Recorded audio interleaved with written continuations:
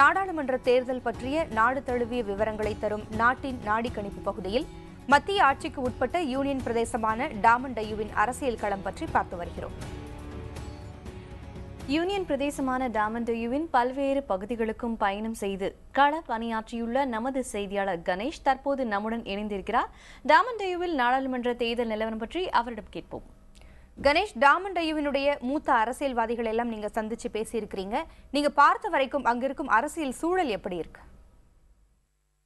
1987ஆம் ஆண்டு கோவா மாநிலம் தனி மாநிலமாக பிரிக்கப்பட்ட பிறகு டாமன் டையூ என்பது தனி யூனியன் டெரிட்டரியாக அந்த இரண்டு தாலுகாக்களும் சேர்ந்தது ஒரே யூனியன் டெரிட்டரியாகவும் ஒரே மக்களவை தொகுதியாகவும் இருந்து வருகிறது.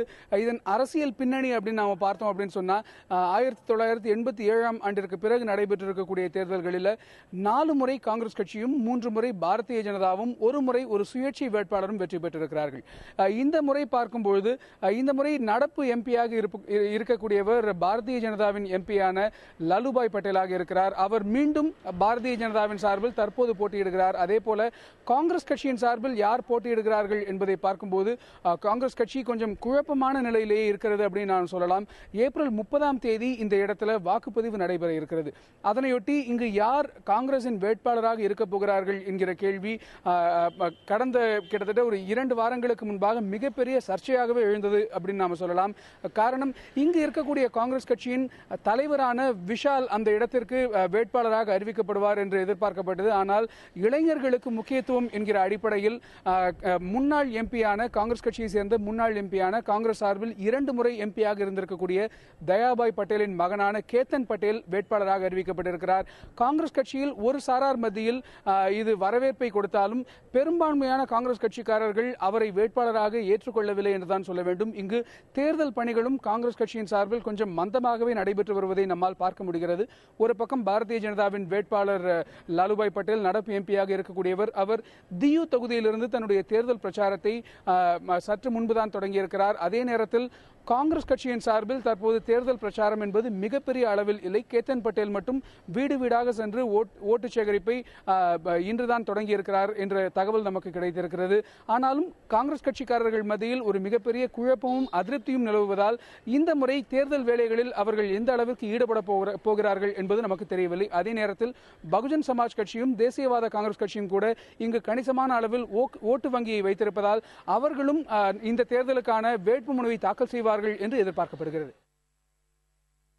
கணேஷ், டாமன் டையூவின் பல்வேறு பகுதிகளுக்கு பயணம் செஞ்சிருக்கீங்க. அங்க இருக்கிற ஒட்டுமொத்த வளர்ச்சி எப்படி இருக்கு? அங்குள்ள மக்கள் எதனை முக்கிய பிரச்சனையா முன்வைக்கிறாங்க? மக்களின் பிரச்சனைகளை பொறுத்தவரைக்கும் இங்குள்ள மக்களின் தொழில்களை பொறுத்தே இந்த பிரச்சனைகள் அமைந்திருக்கின்றன. முக்கியமாக சொல்லணும் அப்படின்னு சொன்னா டையூ டாமன் கோவாவோடு இணைந்திருந்த பகுதி என்பதால இங்கும் சுற்றுலாத்துறை தான் மிகப்பெரிய வருவாய் ஈட்டக்கூடிய ஒரு விஷயமாக இருந்து வருகிறது. இந்த இடங்களின் சுற்றுலா வளர்ச்சி பற்றி, சுற்றுலா தலங்கள் பற்றி நாம் ஏற்கனவே பார்த்துவிட்டோம். சுற்றுலா இங்கு ஒரு மிக முக்கியமான விஷயமாக இருப்பதால் இங்கு வரும் சுற்றுலா பயணிகளுடைய பாதுகாப்பு என்பது இந்த தேர்தலில் வேட்பாளர்களின் வாக்குறுதிகளில் மிக முக்கியமான இடத்தை பிடித்திருக்கிறது. அதே போல இந்த இடத்தில் சுகாதாரம் என்பதும் மிக முக்கியமான விஷயமாக இருக்கிறது. காரணம், கோவாவை போலவே இங்கும் மது விற்பனை என்பது வெளிப்படையாகவே நடைபெற்று வருகிறது. இங்குள்ள கடற்கரைகளிலும் சரி, அதே போல தெருக்களிலும் சரி மதுபான விற்பனை என்பது முறைப்படுத்தப்படாத ஒரு தொழிலாகவே இருப்பதால் அதிக அளவில் மதுபானங்கள் இங்கு விற்பனையாகி வருகின்றன. இதன் காரணமாக நமக்கு கிடைத்திருக்கும் புள்ளி விவரங்களின்படி இந்த இடத்தில் இந்த டையூ டாமனை பொறுத்தவரையில் 3 பேரில் ஒருவருக்கு சிறுநீரக கோளாறு இருப்பதாக ஒரு புள்ளி விவரம் சொல்கிறது. அதிக மதுபானங்கள் குடிக்கும் பழக்கம் இங்கு இருப்பதால் இதன் காரணமாக சுகாதாரம், அதே போல மக்களின் நலவாழ்வு என்பதும் இங்கு இருக்கக்கூடிய வேட்பாளர்களின் மிக முக்கியமான வாக்குறுதியாக இடம்பெற்றிருக்கிறது. இவைகள் இல்லாமல் நாம் பார்த்தோமே ஆனால் இங்கு இருக்கக்கூடிய தொழில்துறை வளர்ச்சி என்பது மிக முக்கியமான இடத்தை பிடித்திருக்கிறது. ஏனென்றால் விவசாயம் பெரிய அளவில் இல்லாத இடத்தில் தொழில்துறை வளர்ச்சி இங்கு முக்கியமான இடத்தை பெறுகிறது. முக்கியமாக பிபிஓ என்று சொல்லப்படுகின்ற நிறைய இண்டஸ்ட்ரிகள் இங்கு இருக்கின்றன. ஆனாலும் சமீப காலமாக மின்வெட்டு பிரச்சனை இங்கு அதிகமாக இருப்பதால் அந்த தொழிற்சாலைகள் இந்த இடத்தை விட்டு வெளி மாநிலங்களுக்கு, வேறு இடங்களுக்கு இடம்பெயர்ந்து செல்லக்கூடிய சூழ்நிலை இங்கு இருக்கிறது. இதன் காரணமாக நிறைய பேர் இங்கு வேலை வாய்ப்பை இழந்திருக்கிறார்கள். எனவே அந்த பிரச்சனை, மின்வெட்டு பிரச்சனை சரி செய்வதும் கூட இந்த பகுதியில் மிக முக்கியமான வாக்குறுதியாக இடம்பெற்றிருக்கிறது. கணேஷ், அங்க தேர்தல் ஏற்பாடுகள் எப்படி இருக்குது? அங்க இருக்கிற அரசியல் நடவடிக்கைகள் மற்றும் பரப்புரைகளை பத்தி சொல்லுங்க. தியூ தாமன் தொகுதியை பொறுத்த வரைக்கும் இது மிகவும் குறுகலான ஒரு தொகுதி என்று சொல்லலாம். மிகவும் அளவில் சிறிய ஒரு தொகுதி. இங்கு மொத்த மக்கள் தொகையே 2,50,000 பேருக்கு கிட்ட தான் இருக்கிறாங்க. அதே போல மொத்த வாக்காளர்களும் கூட 1,80,000 பேர் கிட்ட தான் இருக்கிறாங்க. இதன் காரணமாக இந்த தொகுதியை மிக எளிதாக நாம் வேட்பாளர்கள் யாராக இருந்தாலும் மிக எளிதாக இந்த தொகுதியில் பிரச்சாரத்தை மேற்கொள்ள முடியும் என்பதால் ஏப்ரல் 30ஆம் தேதி வாக்குப்பதிவு என்பதாலும் இன்னமும் மிகப்பெரிய அளவில் தேர்தல் பிரச்சாரம் இன்னும் இங்கு சூடுபிடிக்கவில்லை என்றுதான் நாம் சொல்ல வேண்டும். இந்த தொகுதியை பொறுத்தவரையில் முக்கியமான கட்சிகள் என்றால் 2 தான், பாரதிய ஜனதாவும் காங்கிரசும். அதே நேரத்தில் குறுகிய அளவிலான மிக முக்கியமான வாக்கு வங்கிகளை வைத்திருக்கக்கூடிய கட்சிகள் என்று பார்த்தால் பகுஜன் சமாஜும் தேசியவாத காங்கிரசும் இருக்கின்றன. இந்த 4 கட்சிகளுமே இன்னமும் வேட்புமனுவை தாக்கல் செய்யவில்லை என்பதாலும் இன்னமும் இங்கு தேர்தல் பிரச்சாரம் சூடுபிடிக்கவில்லை என்று நாம் சொல்ல வேண்டும். ஒரு பக்கம் பார்த்தோமே என்றால் இது குஜராத்தை ஒட்டி இருக்கக்கூடிய பகுதி. இதன் அருகில்தான் குஜராத்தின் எல்லை பகுதியில் இருக்கக்கூடிய வாப்பி என்கிற கிராமம் இருக்கிறது.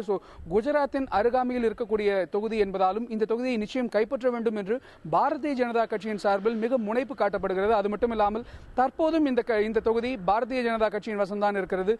இங்கு இருக்கக்கூடிய எம்பி பாரதிய ஜனதா கட்சிக்காரர் தான், அவர்தான் மீண்டும் போட்டியிடுகிறார் என்பதாலும் இந்த தொகுதியை மீண்டும் எப்படியும் வெற்றி பெற வேண்டும் என்கிற ஒரு முனைப்போடு பாரதிய ஜனதா மட்டும் ஏற்கனவே தம்முடைய பிரச்சாரத்தை தொடங்கிவிட்டது. அந்த கட்சியின் தற்போதைய எம்பியும் வேட்பாளருமான லலுபாய் பட்டேல் தியூ தொகுதியிலிருந்து தம்முடைய தேர்தல் பிரச்சாரத்தை தொடங்கியிருக்கிறார். மற்ற கட்சிகள் அடுத்தடுத்து தேர்தல் பிரச்சாரத்தை தொடங்கும் என்று எதிர்பார்க்கப்படுகிறது. அது மட்டுமில்லாமல் பாரதிய ஜனதாவின் பிரதமர் வேட்பாளரும் குஜராத் முதலமைச்சருமான நரேந்திர மோடி நிச்சயமாக இந்த தொகுதியில், அதாவது தமன் பகுதியிலும் அதே போல அருகாமையில் இருக்கக்கூடிய மற்றொரு யூனியன் பிரதேசமான தாத்ரா நகர் ஹாவேலியிலும் ஒரு பொதுக்கூட்டத்தில் நிச்சயமாக பங்கேற்பார் என்றும் சொல்லப்படுகிறது. இதன் காரணமாக இந்த தொகுதி தேர்தல் பிரச்சார களத்தில் மிக முக்கியமான ஒரு இடத்தை பெறும் என்று எதிர்பார்க்கப்படுகிறது. டாமன் டயூவிலிருந்து உங்களுடைய நேரடி தகவலுக்கு நன்றி கணேஷ். நேயர்களே, நாடாளுமன்ற தேர்தல் குறித்த நாட்டு மக்களின் மன ஓட்டத்தை அறிந்து கொள்வதன் ஒரு பகுதியாக ஒரே ஒரு மக்களவை தொகுதியை கொண்ட யூனியன் பிரதேசமான டாமன் டயூவிலிருந்து புதிய தலைமுறை செய்திக்குழு நேரடியாக வழங்கிய விரிவான தகவல்களை நாட்டின் நாடி கணிப்பு பகுதியில் இன்று நாம் பார்த்தோம். 7 மக்களவை தொகுதிகளை கொண்ட தேசிய தலைநகர பகுதியான டெல்லியில் நமது செய்தியாளர் கணபதி தற்போது களஆய்வு மேற்கொண்டு வருகிறார். காங்கிரஸ், பாரதிய ஜனதா, ஆம் ஆத்மி கட்சி என மும்முனை போட்டியை காணும் டெல்லி தலைநகர பிராந்தியத்தின் நாடாளுமன்ற தேர்தல் நிலவரம் குறித்து கணபதி தரும் தகவல்களை நாட்டின் நாடி கணிப்பு பகுதியில் நாளை பார்க்கலாம். இணைந்திருங்கள் புதிய தலைமுறை.